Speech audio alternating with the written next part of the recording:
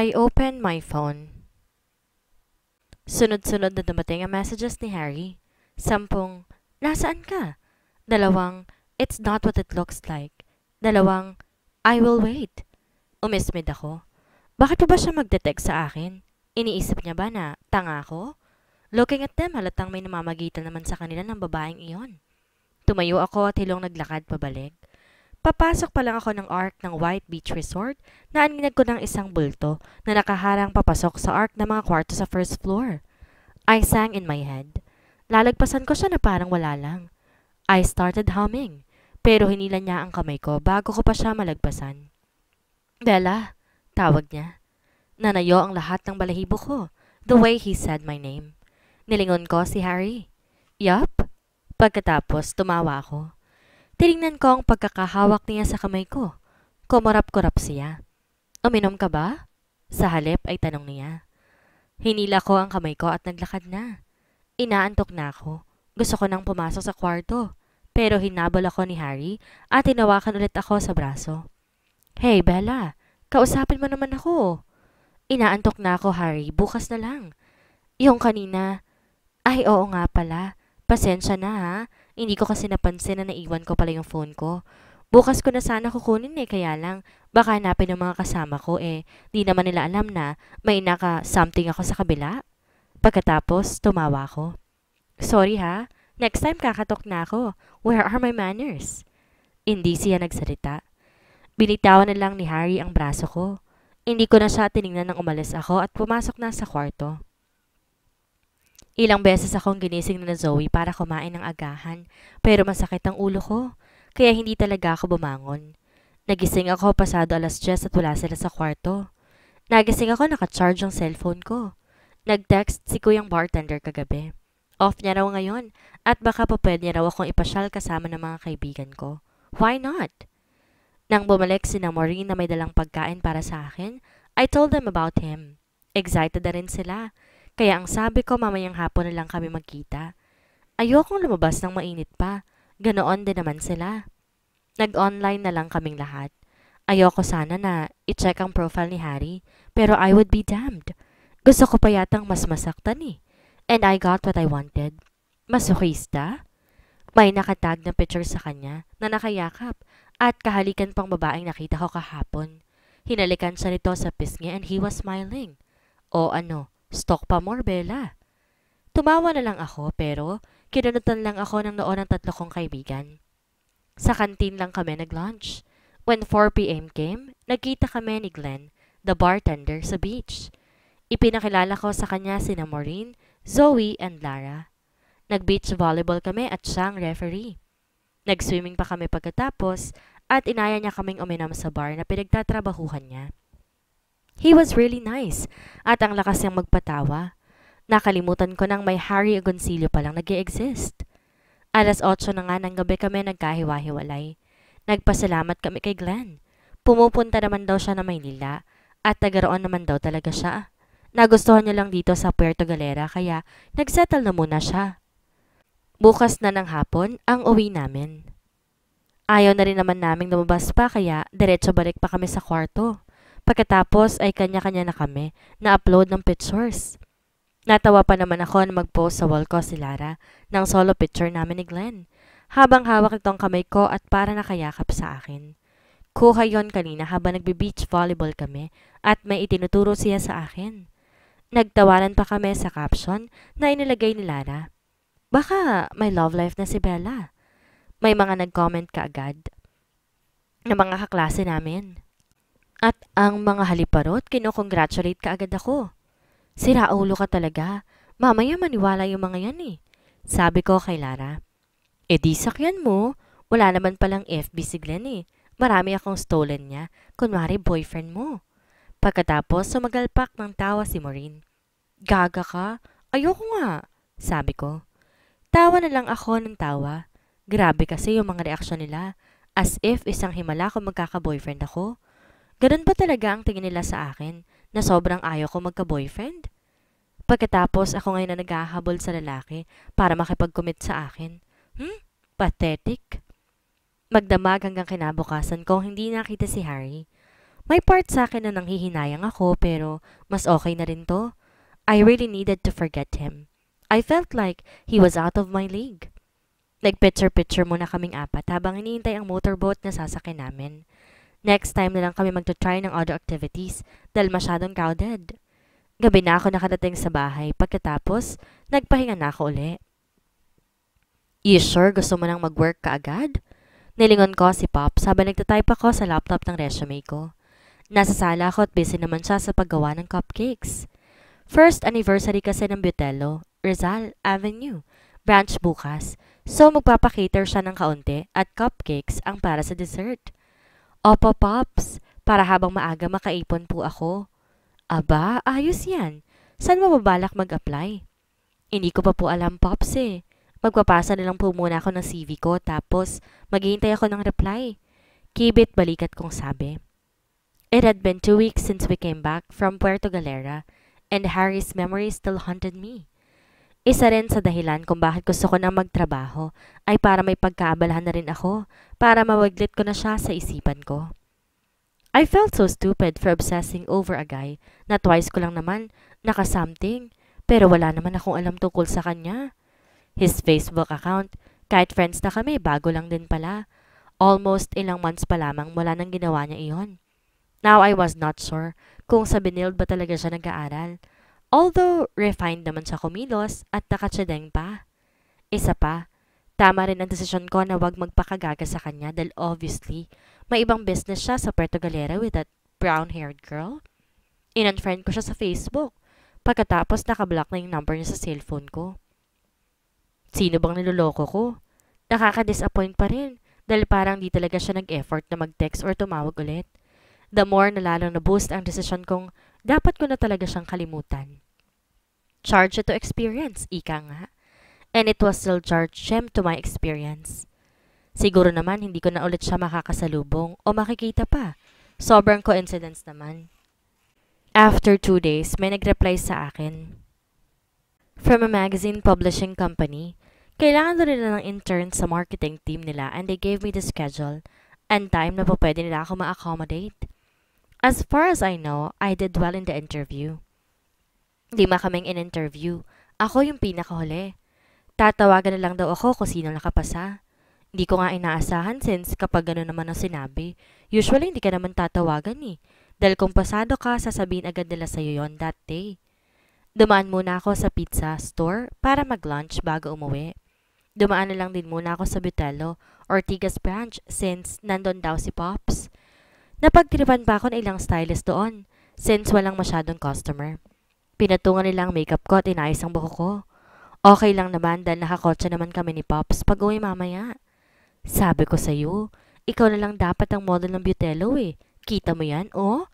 Kabog yun nasa tarpaulin sa labas. Sabi ng isang baklang makeup artist. Tumawa ko. OA mo naman bakla. Mas pretty pa rin si ate sa tarpaulin, no? Actually, inaasar na talaga nila ako dati pa na mag-model ako for Butelo. Tinatawanan ko lang sila. May mga professional naman kasi na kayang-kaya na yon. 3:00 ng hapon na kami nakauwi ni Pops at may good news na bumungad sa akin nang buksan ko ang email ko. For interview na naman ako sa isang traveling agency. Kinabukasan agad. And I was hired. Next week na ako mag-uumpisa ng training and I was so excited. Pakiramdam ko ito na yung moment na magiging responsible na ako.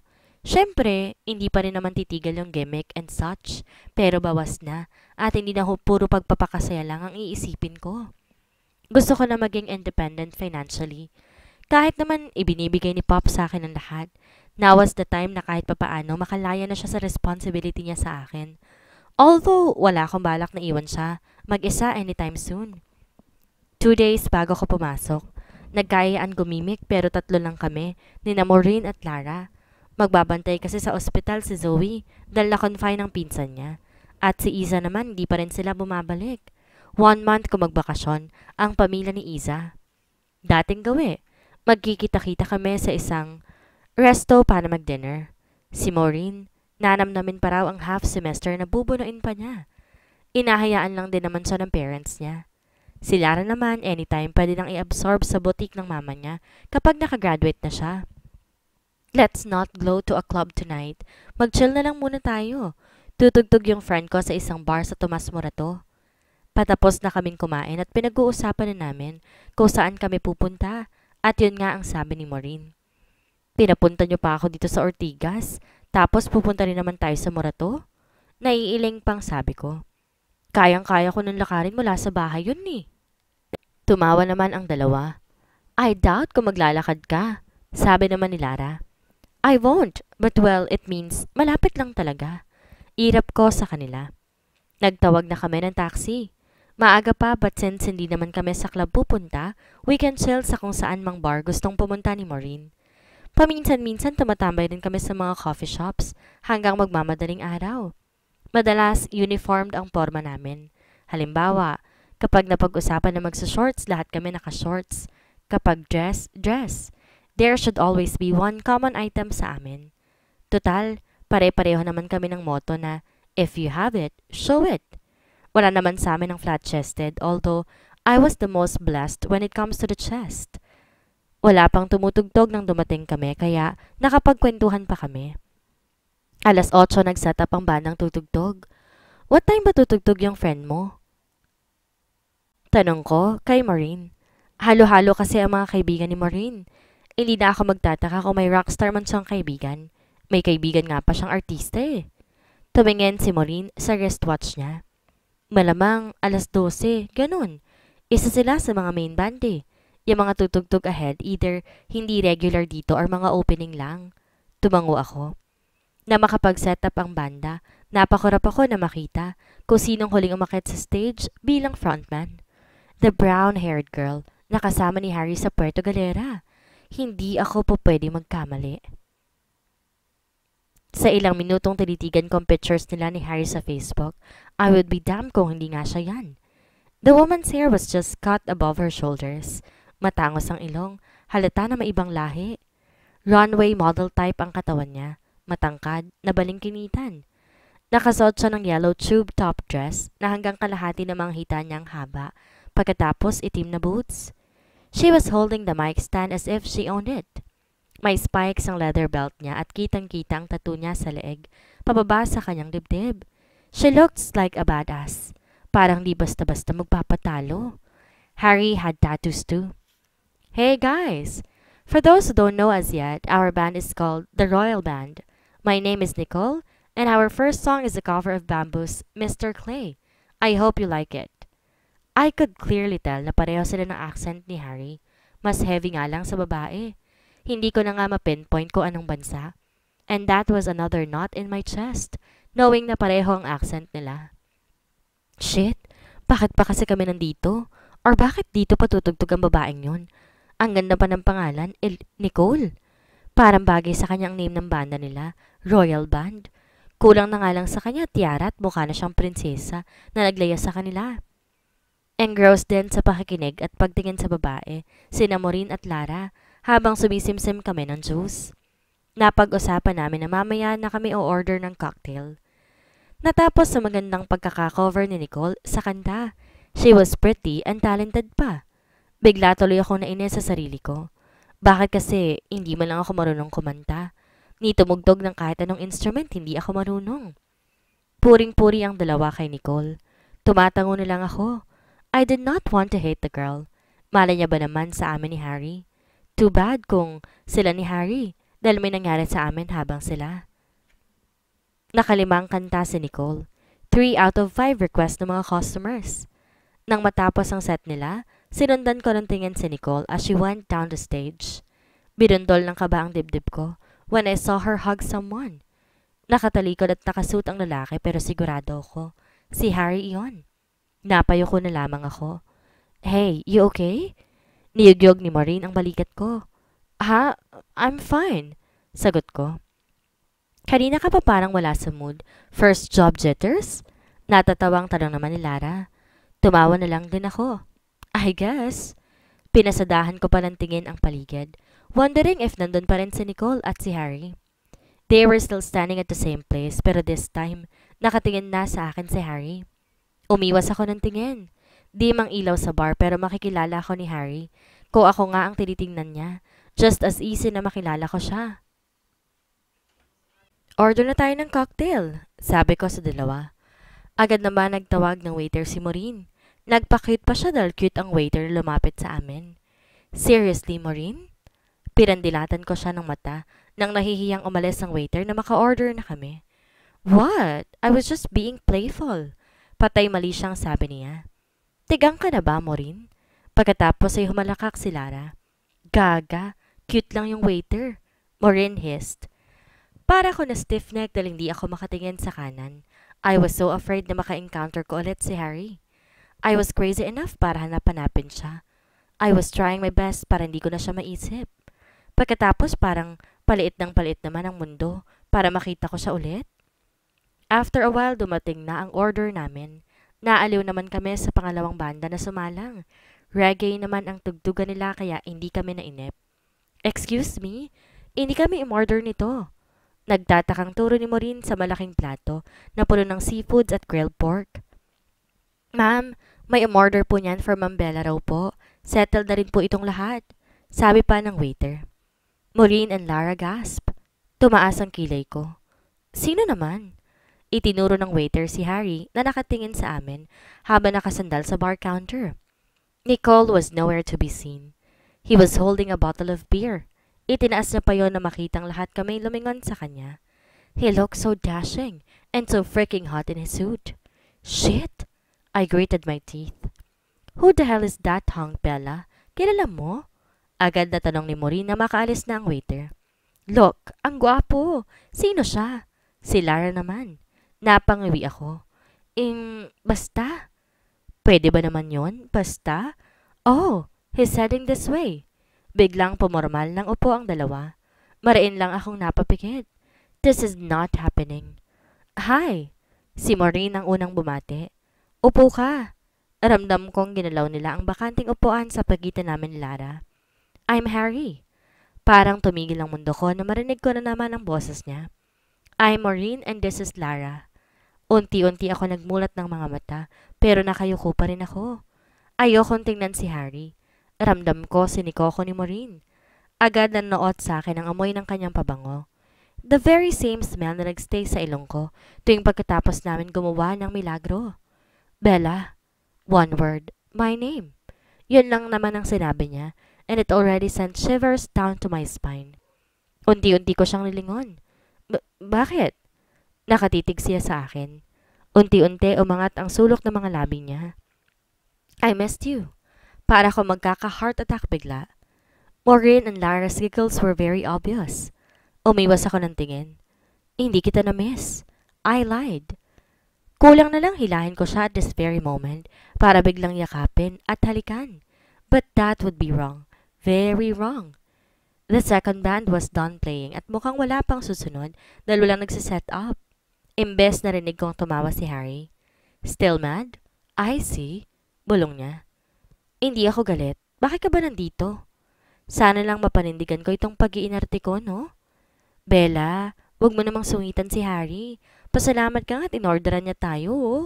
Sabi ni Lara, biglang ang bait-bait ng bruha. Pinandilatan ko lang ng mga mata si Lara at tumawa lang sila ni Maureen. Di naman natin sinabi na umorder siya para sa atin, ah. Giit ko pa. Hindi ako mapakali sa presensya ni Harry. Ang lakas talaga ng dating niya sa akin. Can we talk? Imbes ay sabi niya. Pinagtaasan ko siya ng isang kilay. Wala naman tayong dapat pag-usapan. He sharply sighed. I will wait for you outside. Walang sabi-sabi. Tumayo at naglakad palabas. Sinundan naman ang tingin ni Harry at talagang lumabas siya sa pinto ng bar. What the hell is wrong with you? Sundan mo na. Mag-usap kayo. Saka ka na namin gigisahin for not telling us about that hottie. Niyugyog ni Maureen ang braso ko. Iritado na ako. Wala naman kaming pag-uusapan eh. Ay, nagmamaganda oh. Mag-uusap lang kayo. Di ka naman gagahasain eh. Sabi naman ni Lara. Shut up. Kayo na lang makipag-usap kung gusto ninyo. Nakangusong sabi ko.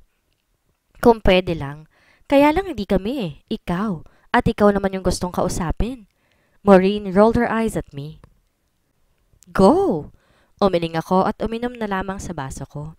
Bella, naghihintay yung gwapo. Tao.